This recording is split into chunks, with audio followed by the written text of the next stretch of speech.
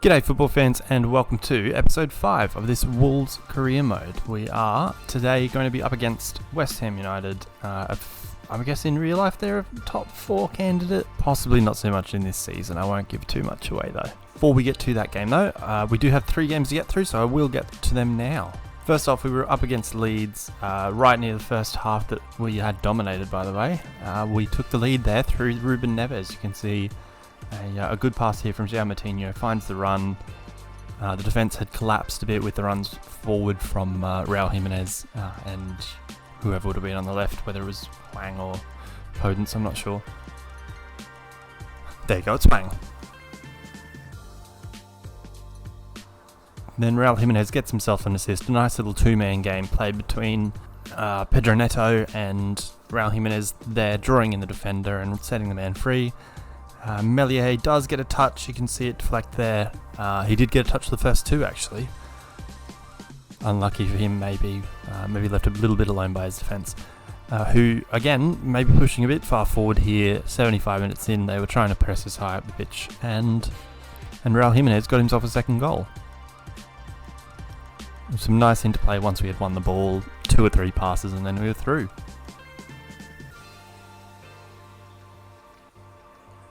We then made it 4-0. You can see here Nelson Semedo getting down to the byline, cutting it back for Raul Jimenez. Hits a deflected effort into the bottom corner. Meslier, pretty unlucky this game, I reckon. He got touches to 2 of the goals.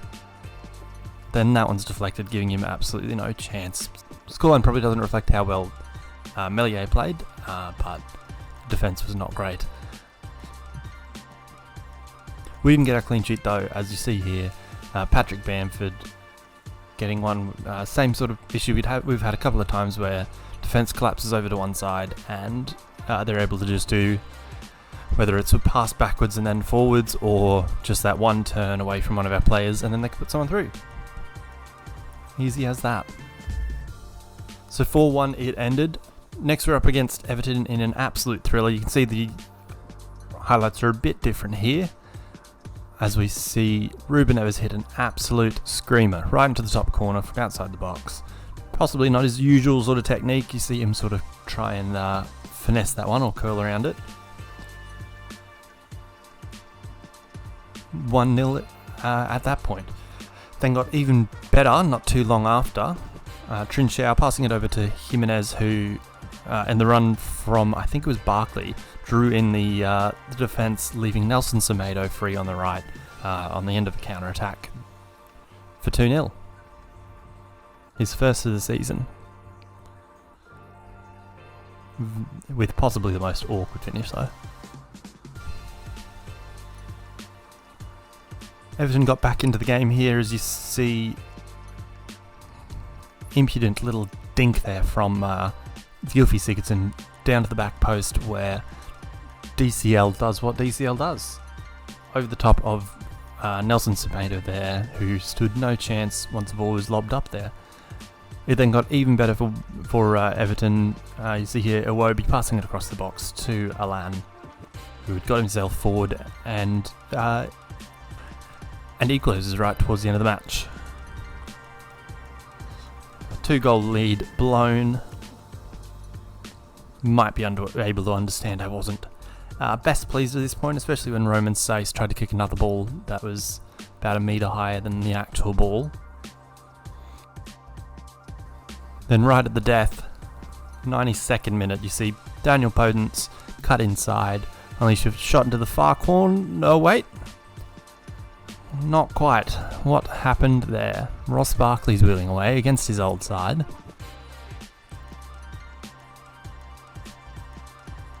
Let's see what happened here. Absolutely epic 92nd minute winner. Deflected. Again, similar to Meslier, you can't blame the keeper there at all. It's come straight off the chest of Barkley, who's run away like he's won the World Cup and made an absolute fool of himself. 3 points we took. Our third match took us to Crystal Palace, Selhurst Park, where Yusuf Poulsen got us underway nice and early from a corner. The big man absolutely dominating in the air, firing that one past the keeper. No chance. Unlike against Spurs, where Hugo Lloris had a bit of a nightmare, that one, keeper, absolutely no chance. Maybe he could have come out and got it. It was fairly on the edge of the 6-yard box. But once Yusuf Poulsen makes contact there is nothing that Guiata, however you say it, Guiata, I don't know how to say it. Once he makes contact, there's nothing he can do, basically. Then Wilfried Zaha, I don't even have words to describe that one, I gotta be honest. Wilfried Zaha running down the left, fires it back to the edge of the box. You're not expecting that. No one's expecting that from James MacArthur. The side foot volley right into the top corner. Hits it clean as day. Clear as day? Clean as day? That doesn't make sense. Right into the top corner. Jose Sarr maybe went the wrong angle on it.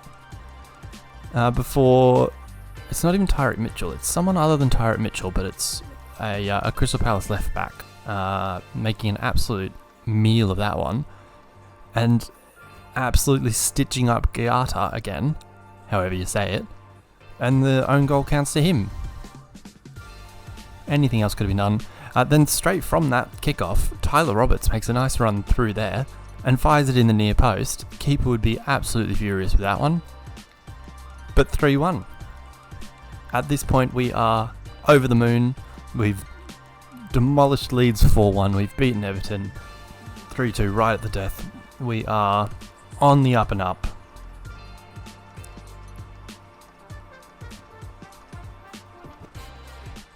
Very good to see Tyler Roberts getting his first goal for the club too. Cannot be mad at that one. They then pulled one back. This time it was Wilfried Zaha. One of those moves you can't really stop, really, can you? They just have too many players forward. They do some passing that's very fast, very doesn't make a whole lot of sense. And then Wilfried Zaha finished it before Cheku Kouyaté made it 3-3 right on the brink of half-time. Just who you'd expect to be breaking through from midfield. Willy Bolly did sort of sell himself there a bit. Definitely sort of tried to press forward a bit too early and didn't quite get there. But that made it 3-3 right on the stroke of half-time. Then just after half-time, they kept their scoring run going again. Cheku Kouyaté breaking into the box. We couldn't stay with him, and he fires through at the near post past Jose Sarr, who'd be pretty miffed off with his defence, who could not stay with him. And that is how it finished there, 4-3 to Crystal Palace. A great game, a close game, one that we had a lot of chances to come back in, but couldn't get there in the end. That brings us to today's game. We are up against West Ham United, you see there on the right-hand side. We do have a game in hand on those teams just above us. If we win today, it could take us up to 4th, 1 point ahead of Arsenal, but just behind Chelsea. And I did mention at the start of the show, or start of the episode I should say, we were up against what would be a top 4 rival in West Ham, if it were real life. It hasn't quite gone to plan for West Ham. They're in 18th. Dire. Absolutely dire, isn't it? We are at home here today. You see our lineup here. Only a couple of changes from our first 11. We've just got Roman Saïs in for Max Kilman and Ross Barkley starting in place of João Moutinho. Just a bit of rotation there. Nothing sinister happening there. As for West Ham, just about what you'd expect. But then you look at their wingers, and they've got whoever Castro Montez is, I've never heard of, and someone on the left wing named Umar. I just hope that I haven't put the absolute mocker on us there, and those two are going to end up scoring. That wouldn't be great. Here we go. With players just walking out here, I will just remind you, please leave a like on this video, comment down below what you thought of the different style of highlights again. This time it was done by some technical difficulties where I went to go look at the highlights after both games and there were no players on the field, just a ball moving around and then flying into the back of the net. So who knows what happened there. But please do leave a like. The socials are down in the description. And just please let me know if you do have any suggestions or anything you might like to see coming out of this absolute football nut of a brain. Hoping we can put in a better defensive display today, as opposed to what we put in against really both Everton and Crystal Palace, who collectively put 6 past us in our last 2 games. So we've got Hwang not really putting in a useful cross at all, but we've won the ball back high up, and That's what we like to see. I think that's sort of, I wouldn't say a catalyst as we have an early go. Oh my days! Hwang! He has been absolutely bang average this season. Where has that come from? Absolutely out of the top drawer. My goodness. Cuts in on his right.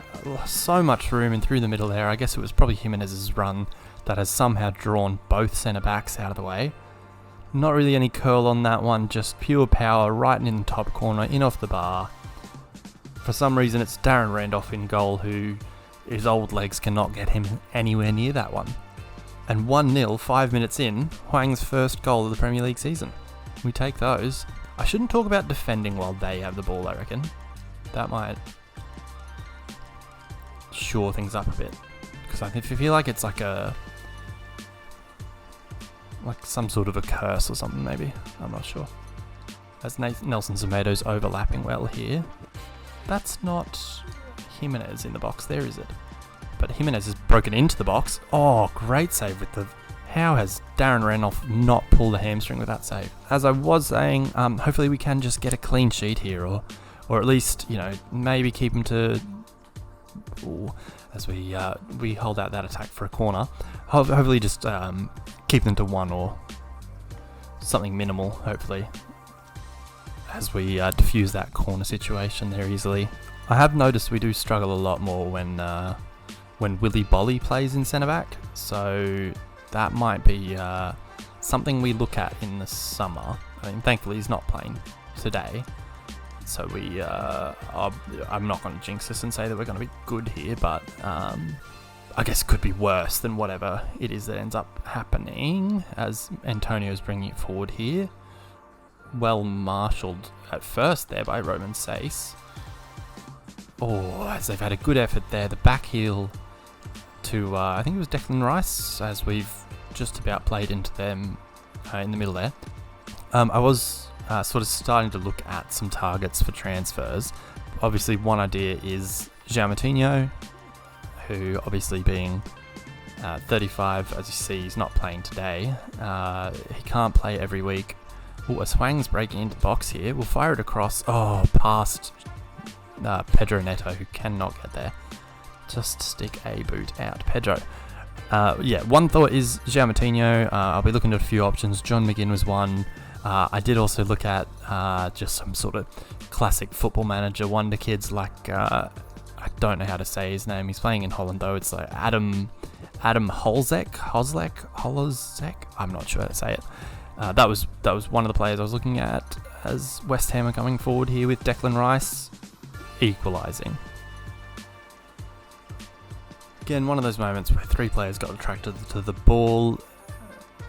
Dendonga did do well to put pressure on the shot, just not quite getting there in time, and the ball fires across into the far side netting. Jose Sa left with not much chance at all there. And there goes that clean sheet I was talking about. Anyway, back to it. Yeah, João Moutinho on the out, so players like John McGinn, Adam, however you say his name, was an option, or someone I was looking at anyway, someone I've scouted. Another position will be probably right wing, just with Trincao in on loan, so not one of our players, and just not guaranteed to be here next season. So we need to look at those. One was the PSV winger. He's about 70, I want to say about 76, 75 overall. Noni Maduki. I'm not going to say Maduki ever again. I'm just going to call him Noni, because I don't want to ever call him my Dookie. It's very strange that they're without Jared Bowen. Maybe that's why they're down in 18th. Antonio is just an absolute fridge, isn't he? Oh, as he's picked the pocket there of was it Roman Sace out there, maybe? Oh, good save there from Jose Sa.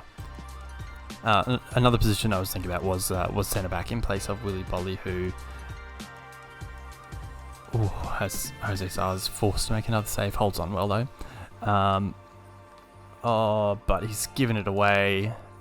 Oh, I thought that was going to go off both posts. The last... Oh, we actually... Oh, how have we not taken a lead there through Raul Jimenez? And somehow, it's not 2-1.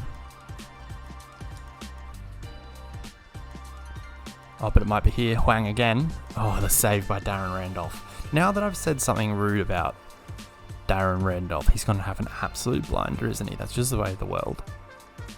Swing in the corner here, and if they defend it well, talk about that last position. And that's taken us through to half-time, which has absolutely flown by. Sitting here talking about transfer targets, and we've wasted half a game. Second half underway here, and just quickly, I will just say that last position was centre-back. It was Willy Bolly that I'm thinking about replacing, I'll say, to put it nicely. One player I was looking at, and you'll probably guess what happened here. It was Senesi, I think his name is. He's from Feyenoord. Basically, I looked at Netherlands, and I was scouting through a few players. Then realised I was filming a video, or filming the highlights that we've already watched in today's episode. So I didn't keep going through other nations. Again, let me know in the comments any other signings you might recommend. Oh no, is he onside? He's offside, thank goodness. My word. What a lucky way to go ahead that would have been. We would have been absolutely fuming. How close is it? Oh, he's easily offside there. So yeah, do let me know any transfer targets you might recommend for realism, I guess I should probably look at Portugal if it's realism, but for realism and just anyone you think might be able to help us out in the roles we're looking at. Replacing with the quality of players we already have. Oh, we've given away an absolute stinker of a penalty there. I thought I had that. They played the through ball. It's Jared Bowen. I thought I had that with Dendoncker there. He's reached out for it, not quite got there. And at 1-1, Michael Antonio, I think that is, has a chance to put them 2-1 up. Jose Sarr saved it. Absolute legend. He is having an absolute game, isn't he? There was a couple of absolutely great saves in the first half, and now he's pulled one out from the penalty spot. This isn't our greatest performance, I would say, but also not our worst defensive display yet. Anyway. Oh, he couldn't quite get it around Issa Diop there, who's been an absolute wall for them today. Oh, but we'll win the ball back quickly and keep the pressure on. Now Huang, who lit up the first half with that first goal, plays it into Neves, who's run into the box, and he's made it 2-1. It's 82 minutes in. He's made it 2-1. I have no idea how he squeezed that one through Darren Randolph into the far top corner. Not the most beautiful of passing moves. Just held off Craig Dawson there. Fired it across the keeper into the top corner. Darren Randolph probably too close to his near post, you'd have to say. Doesn't exactly make himself big there or cover himself in any glory. As 82 minutes in, Ruben Neves makes it 2-1. So hoping we can hold on to this one, as we saw before the match. A win here would take us up into 4th at what is just about a quarter of the way through the season. My maths is bad. Bring on Johnny as well. A good save again from Jose Sarr as they squeeze that one through about 4 defenders, I think. As Dendoncker wins that one. And João Moutinho, those fresh 35-year-old legs, is through. Oh, it doesn't finish. couldn't repeat the Ruben Neves special there. And we are stretched, although they've given it away again. Oh, but then they've won it straight away. As again, it's Declan Rice and another save from Jose Sarr as the clock is winding down on David Moyes' dreams here of getting out of the relegation zone. We defend this, we might have won it. And we've headed it clear. Surely. Oh, one more go, maybe, if they can get it in. Into the box here with Antonio. Oh, and we failed to clear again. This time, it's full time. It's another 3 points. We're in the top 4 again. Quick recap of the goals today. Again, great run by Jimenez, opening up the space for Huang, who pulls out the absolute best strike of his life.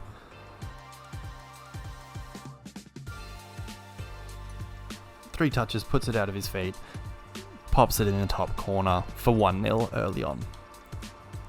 They then equalised through Declan Rice. Again, we get too many people drawn towards the ball, just about get there for a block, but not quite, and it fires past Jose Sarr for 1-1.